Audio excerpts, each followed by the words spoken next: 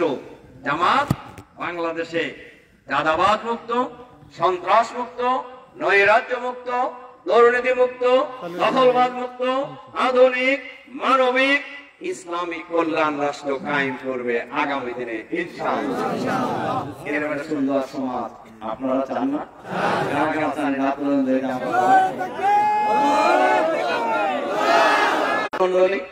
যুবক ভাই সব মা এবং বোনেরা, আচ্ছা বলে তো এখানে চাইলে কি হবে? খালি চাইলে হবে না, চেষ্টা করতে হবে। আল্লাহ নবী এখানে চা বসে ছিল। আল্লাহ নবী 27টি যুদ্ধে সেনাপতির দায়িত্ব পালন করেছে। কয়টা যুদ্ধে? সুবহানাল্লাহ বলেন না? উনি ছিলেন মসজিদের ইমাম, অপরদিকে যুদ্ধের ময়দানের প্রধান সেনাপতি, আর সুপ্রিম কোর্টের প্রধান বিচারপতি, আর রাষ্ট্রের প্রেসিডেন্ট কে? বিশ্বনবী মুহাম্মদ রাসূলুল্লাহ সাল্লাল্লাহু আলাইহি সাল্লাম। দেখি বুঝে বুঝে সুবহানাল্লাহ করে এগুলো তো চালাতে হয়েছে। হ্যাঁ, চেষ্টা করতেছে না? এখন আগে ইসলাম প্রতিষ্ঠার জন্য যুদ্ধ করতে হয়েছে, এখন যুদ্ধ নির্বাচনের যুদ্ধ। এই যুদ্ধে যদি আপনি বিজয়ী হতে পারেন তাহলে আল্লাহর আইন এবং সত্যের শাসন কায়েম হবে। কি ঠিক আছে? তাহলে সেই যুদ্ধ, সেই ভোট কত বছর পর আসছে? 17 বছর। যদি আরো আগায় যান আরো ভালো করে বলা যায়। 8 সালে যে ভোটটা হয়েছিল, এই ভোট কি কোনো ভালো ভোট হয়েছিল? আমার তাদেরকে আমরা বুঝতে 8 সালের ভোটটা কিন্তু আসলে মঈনুদ্দিন ফখরুদ্দিন আর ভারতীয় গোয়েন্দা সংস্থা রয়ের ত্রিপক্ষীয় ষড়যন্ত্রের সমঝোতা নির্বাচন হয়েছিল। আমার তাদেরকে বুঝতে পারছি। ওটা যদি ধরেন, ওইটা সহজ যদি ধরেন, তাহলে ভোট হয় না প্রায় 25 বছর এই দেশে। মানে 1 সালের পরে আর ভোট হয় না। আর যদি বাদ দিয়েও ধরেন, তাও মঈনুদ্দিন ফখরুদ্দিনের 2 বছর, 8 সালের পর থেকে ধরলে কয় বছর হয়? 18 বছর। 18 বছরের মানুষ বাংলাদেশে ভোট দিতে, মানে যারা ওই সময় জন্ম হয় নাই, এবার তারা ভোটার হয়েছে। বুঝছে না? সম্মানিত সুধী মন্ডলী, ভাই এবং বোনেরা, আমি যে কথা বলতেছিলাম যে সেই নির্বাচনে গাড়ি পাল্লাও ছিল, নৌকাও ছিল, ধানের শীত ছিল। ছিল কিনা? ধানের শীত ওই নির্বাচনে কয় ভোট পেয়েছিল? 22,000, কেউ বলে 23,000। ওনার জামানত বাজার চলেছিল। উনি আবার এবার আমাদের প্রতিদ্বন্দ্বী। জি, আমি ওইটা আমার সাবজেক্টই না, আমার ঘটনা প্রসঙ্গে বললাম। আমি যে কথা বলতেছিলাম, কি বলতেছিলাম যেন, মানুষ ভোট দিতে পারে নাই 18 বছর। আর এবারে এই নির্বাচনী যুদ্ধে যদি আমরা বিজয়ী হতে পারি, তাহলে এই দেশে আল্লাহর আইন ও সত্যের শাসন কায়েম হবে। আগে লড়াই হইতো, 2 পক্ষ ঘোড়া উট এগুলো নিয়ে যেত, সামনাসামনি লড়াই হতো। এখন কি ওই যুদ্ধ আছে? এখন যুদ্ধ হলো ভোট যুদ্ধ। কি ঠিক আছে কি না? তাহলে এদিকে গুরুত্ব কম না বেশি? হ্যাঁ, তাহলে যেটা বলতেছিলাম, 18 বছর হলো মানুষ ভোট দিতে পারে। এবারে নির্বাচনে আমরা এই ভোট যুদ্ধে আমরা কি ঢিলেঢালা পরিচয় দেবো না সাহসী পরিচয় দেবো? আর একটা কথা বললেন, 5ই আগস্ট ফ্যাসিবাদী সরকারের বিদায়ের পর বাংলাদেশের একটা দল নিজেদেরকে দেশের মালিক ভাব হয়ে গেছিল না? মানে ভাব বলতে ক্ষমতা এসেই গেছে। আর তাদের ভাব ছিল কি আর জানে? তারা মনে করতেছিল যে আওয়ামী লীগ যেহেতু নাই, ভোট আমাদের সারা কাটবে। ভাব হলো এইরকম, যতই চুরি করি, যতই চাঁদাবাজি করুক, যতই বালু খাক, যতই পাথর খাক, ভোট আমাদের কি? আর তো দেওয়ার জায়গা নাই। আমি যে কথাটা কইলাম এমনি কিন্তু করি। ঢাকা বিশ্ববিদ্যালয়ে নির্বাচনের 3 দিন আগে তাদের একজন সিনিয়র নেতাকে সাংবাদিক জিজ্ঞাসা করছে, ওর নাম বলে চিনবে না, বেচারা মনোনয়ন পায়নি, খুব মন খারাপ না, আরো বড় তো সাংবাদিকরা জিজ্ঞাসা করছে যে ভাই আর তো 3 দিন পরে রাষ্ট্র নির্বাচন, কি বুঝতেছেন? ছাত্র দল পূর্ণ প্যানেলে বিজয়ী হবে। তারপর সাংবাদিক আবার পাল্টা জিজ্ঞাসা করছে ভাই ভোট তো এখন হয়নি, কেমনি বুঝলেন যে পূর্ণ প্যানেলে নির্বাচন হবে? কেমন জমিদারি বাপ ঢাকা বিশ্ববিদ্যালয়ের ছাত্রছাত্রীরা ছাত্র দল ছাড়া কাক ভোট দিব, মানে আমার বাধ্য টাকার ভোট দেওয়ার জন্য, যাই করুক না কেন ভোট দিতে বাধ্য। ভোট দিতে বাংলাদেশকে ওই জায়গায় আছে? আমি বহু জায়গায় বলেছি যে ভাই বাংলাদেশ আর আগের জায়গায় নাই, অনেক চেঞ্জ হয়েছে, মানুষের বোঝা শিখছে, ন্যায় অন্যায় সত্য মিথ্যা এই কিছুটা বলে বোঝা শিখছে কিনা? শিখছে বলে তো সব দল মত নির্বিশেষে রিক্সাওয়ালা ভ্যানওয়ালা ঠেলাওয়ালা সবাই মিলে এই ফেসিবাদের বিরুদ্ধে আন্দোলন করে আমাদের ক্ষমতা যাওয়ার জন্য পাগল হয়ে গেছে। ঢাকা বিশ্ববিদ্যালয়, জাহাঙ্গীরনগর বিশ্ববিদ্যালয়, চট্টগ্রাম বিশ্ববিদ্যালয়, রাজশাহী বিশ্ববিদ্যালয়, এই 4টা বিশ্ববিদ্যালয় বাংলাদেশের পুরনো বিশ্ববিদ্যালয়, বড় বিশ্ববিদ্যালয়। এই বিশ্ববিদ্যালয়গুলিতে ইসলামী ছাত্র এই 4টা বিশ্ববিদ্যালয় ইসলামী ছাত্র শিবির কোথাও 3 গুণ, কোথাও 4 গুণ, কোথাও 5 গুণ ভোট বেশি পায় বিজয়ী হয়েছে। সুবহানাল্লাহ বললেন না একবার? শুধু তাই নয়, বাংলাদেশের ইতিহাসে শুধু নয়, পাকিস্তান বাংলাদেশ মিলে এই সারা ঘটনা কিন্তু আপনারা বুঝতেছেন কি? আমি জানি না বাংলাদেশের রাজনীতি এবং অনেকেই মনে করছে আগামী নির্বাচনে দাঁড়িপাল্লার পক্ষে নীরব ব্যালট বিপ্লব হয়ে যাবে।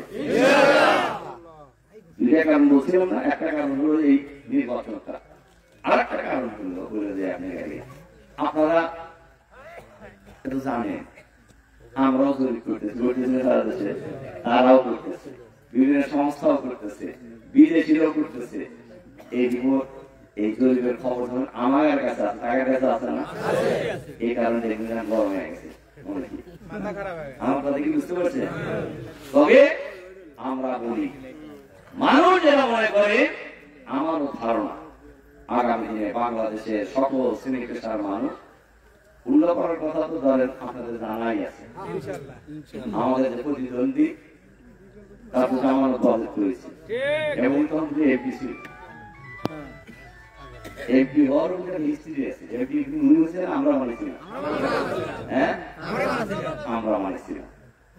উনি ভোট পাইছিলেন ওইবার 1,50,000, যে তার 5 বছর পরে 20,000 পেলেন, 22,000 পেলেন।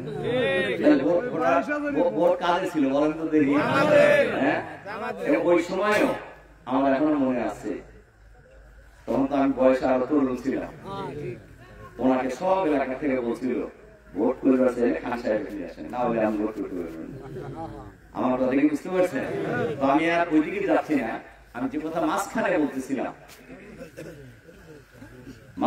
যে কথা বলতেছিলাম যে এই ভোট যুদ্ধে আমাদেরকে বিজয়ী এটার জন্য আমি আপনাদের কয়েকটা অনুরোধ রাখতে চাই। শুনবেন তো ইনশাআল্লাহ?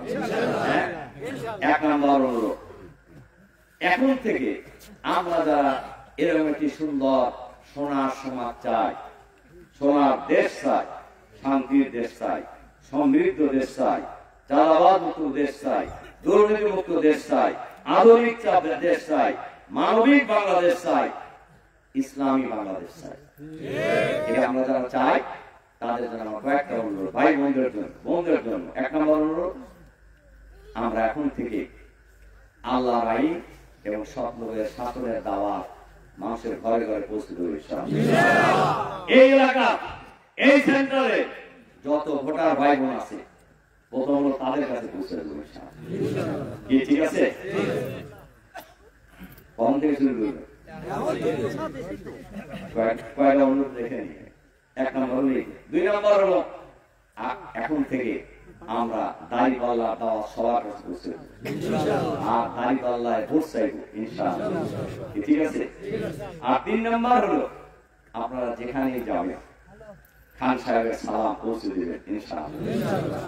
3টা কথা বলবেন, খান সাহেব আপনাদেরকে সালাম দিয়েছেন, আপনাদের জন্য দোয়া করছেন, আপনাদের কাছে দোয়া চেয়েছেন।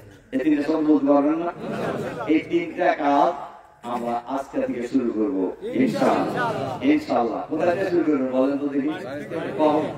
একদম বাড়িতে যাই শুরু করবেন। আমি আপনাকে জিজ্ঞাসা করি, বাড়িতে বাপ মাকে সালাম দেন কারা কারা? হাত তোলেন তো দেখি। বাবা মাকে সালাম দেন। দেখেন করুন অবস্থা, কিন্তু পৃথিবীতে সবচেয়ে মর্যাদার ব্যক্তি কে?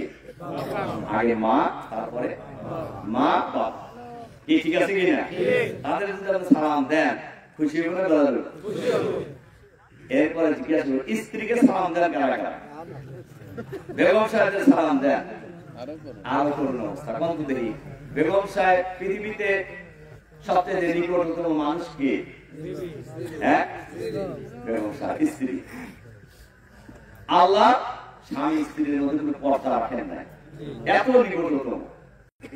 যদি স্ত্রীকে সালাম দেন খুশি হবে না? বেজার? হ্যাঁ, খুশি হবে না? আমি আমাদের মা বোনদেরকে বলবো, আমাদের এই কৃপণ ভাইরা যদি সালাম নাও দেয়, আপনারা সালাম দেন। যে সালাম দেবে সে সব আগে বেশি পাবে না, যে পরে উত্তর দেবে সে বেশি পাবে।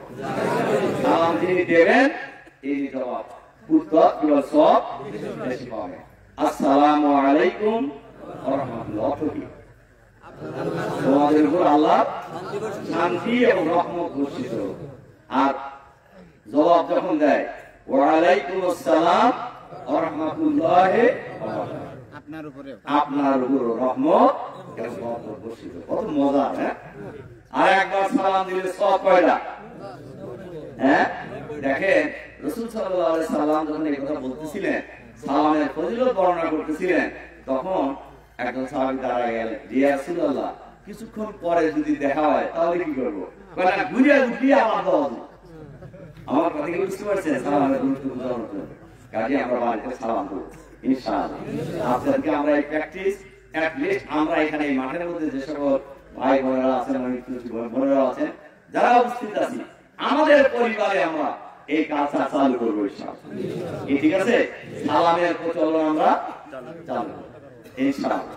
দেখেন ইসলাম এতই চমৎকার, এখানে একটাও ক্ষতির কিছু নাই, খালি লাভ আর ইসলামের বাইরে যাবেন শুধু ক্ষতি আর ক্ষতি। লস আর লস, লস আর লস, ভালো শব্দ বলছে, লস আর লস। কাজে বুদ্ধিমান কি লাভে থাকবে না লসে থাকবে? তাহলে এই কাজগুলি আমরা করবো ইনশাআল্লাহ। সব শেষ কথা, আল্লাহ তাআলা যদি আমাদেরকে এই উল্লাপাড়া জনগণের সেবা করার সুযোগ দেন, আপনারা ইতিমধ্যেই শুনেছেন, উল্লাপাড়ার জন্য আমি আমার ছাত্র জীবন থেকে, আমি যখন রাজশাহী বিশ্ববিদ্যালয়ে ইসলামী ছাত্র শিবিরের সভাপতি ছিলাম, তখন থেকে শুরু করে এই দীর্ঘ সময় উল্লাপাড়ার মানুষের জন্য কোন সময় আমি দলীয় বিবেচনায় কাজ করি। যারাই আমার কাছে এসেছে আমি কিন্তু তাদের পক্ষে কাজ করছি। উল্লাপাড়া হলে কল বাদ দেয়নি, চাকরির ক্ষেত্রে, হাসপাতালের সহযোগিতার ক্ষেত্রে, ভর্তি হওয়ার সহযোগিতার ক্ষেত্রে, বিভিন্ন এক জায়গা থেকে আরেক জায়গায় ট্রান্সফার করার ক্ষেত্রে। আমার কথা কি আপনি বুঝতে পারছেন? আজকে আমি আসতেছিলাম তখন শ্রী গোলাম বলে আমার গাড়িটা আমার বেশ অনেকগুলো দূর গিয়ে বলছে যে আপনি যে কাজটা কথা আপনি বলছিলাম, আপনি বলে দিচ্ছিলেন, আমাকে বলতে দেখা গেছে। ওই পরিবারের জন্য আমি জানি খুবই উপকার হচ্ছে। এটা কিন্তু আমি উনি আমার দলের লোক না কার লোক এই হিসাবে আমি চিন্তা কোনো সময় করিনি। এমনকি এই গত এক বছরে এই উল্লাপাড়া বিভিন্ন এলাকার মানুষের হাসপাতালে ট্রিটমেন্টের জন্য এফডিসিনে হাসপাতাল যত আছে বাংলাদেশে, এরপরে ইসলামী ব্যাংক হাসপাতাল বাংলাদেশে যত আছে, আরো বিভিন্ন হাসপাতালে সহযোগিতা। আমার ধারণা আমরা কালকে গাড়ি মধ্যে বসে আলাপ করতেছিলাম, কোনোদিন 5-10 জনের জন্য সুপারিশ করে নেন। 5 জনের জন্য করলে তো কমপক্ষে 50 থেকে 75,000 কমায়, আবার কোনো কোনো সময় পুরোটাই কমায় দেয়। তাতে আমরা হিসেব করলাম প্রায় 1.5-2 কোটি টাকা আমি এক বছরের মানুষের সহায়তা করা হচ্ছে। এটা কিন্তু আমি খালি জামাতের লোক না, আমার কাছে আসছে বিষয়টা কিন্তু সবাই আসছে এবং সবাইকেই আমি উল্লাপাড়ার মানুষ হিসেবে, আপন জন হিসেবে আমি সহযোগিতা করার চেষ্টা করেছি। এমনকি আমি যখন রাজশাহী বিশ্ববিদ্যালয়ের ছাত্র ছিলাম, এই উল্লাপাড়ার ছাত্রদের মেয়র মারা গেছে না কিনা, মারুফ সাহেব রাও, ওরা তখন ছাত্র এই কলেজে, উল্লাপাড়া কলেজে। ওরা ইউনিভার্সিটিতে যায় আমার কথা কি বুঝতে পারছেন? আমি উল্লাপাড়ার লোকদের জন্য এভাবেই সবসময় ব্যবহার করে আসছি। এবং আপনারা লক্ষ্য করছেন জামাতের সমর্থনের বাইরেও আমার একটা সমর্থন আছে সব জায়গায়, বিশেষ করে মুরব্বী এবং ইয়াংদের মধ্যে, আর মহিলাদের মধ্যে তো আলাদা। আলহামদুলিল্লাহ, আমি খুব খুশি যে আমাকে মানুষ ভালোবাসে, আমিও উল্লাপাড়ার মানুষকে খুব ভালোবাসি। সম্মানিত সুধী মন্ডলী, ভাই এবং বোনেরা, যে কথা বলতেছিলাম, আল্লাহ তাআলা যদি আমাদেরকে এই উল্লাপাড়া জনগণের সেবা করার সুযোগ দেন, তাহলে আমি আগে যা করেছি এরকম ক্ষমতা ছাড়া করছি। আমার কথা কি বুঝতে পারছি? অনেক রাস্তাঘাট সহ ইতিমধ্যে কিন্তু 1 বছরের উল্লাপাড়ায় কাজ শুরু হয়ে গেছে, শিক্ষা প্রতিষ্ঠানের কাজ শুরু হয়ে গেছে অনেক জায়গায়। কিন্তু আল্লাহ তাআলা যদি অফিসিয়ালি যদি আমাদেরকে সরকারি ভাবে সুযোগ দেন আপনারা, তাহলে আমি এর চাইতে আরো 200 গুণ বেশি কাজ করতে পারবো কিনা? আর আরেকটা কথা বলে যাই, এই উল্লাপাড়া রাস্তাঘাট, ব্রিজ, কালভার্ট, শিক্ষা প্রতিষ্ঠানের উন্নয়ন থেকে শুরু করে সকল উন্নয়নমূলক কর্মকাণ্ড উল্লাপাড়ায় যা আসবে, যে এলাকায় আসবে, আমি সেই এলাকার লোকদেরকে সাথে নিয়ে করবো ইনশাআল্লাহ। এখানে ফাঁকফোকর থাকবে না, এখানে কোনো ফাঁকফোকর থাকবে না ইনশাআল্লাহ। পার্সেন্টেজ চিরদিনের জন্য বিদায় করে দেবো উল্লাপাড়া থেকে ইনশাআল্লাহ। এটা আমরা চান না? আমাদের বক্তব্যই হলো আল্লাহর আইন এবং সৎ লোকের শাসন কায়েম করা। এই জায়গায় কোনো আপোষ নাই, এই জায়গায় কোনো আপোষ নাই, আমরা করবো না ইনশাআল্লাহ, ইনশাআল্লাহ। কাজে আমরা এই উল্লাপাড়া নিয়ে আমার অনেক স্বপ্ন আছে।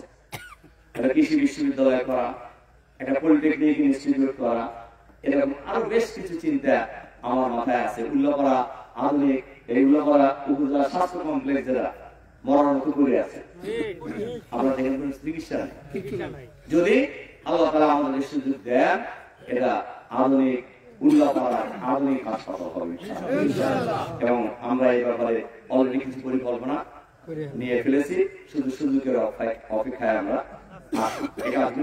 যাই হবে স্ব এলাকা ভাই এবং বন্ধুকে নিয়ে আমরা করার জন্য চেষ্টা করবো ইনশাআল্লাহ। আবার ফিরে আসি 3 পয়েন্ট।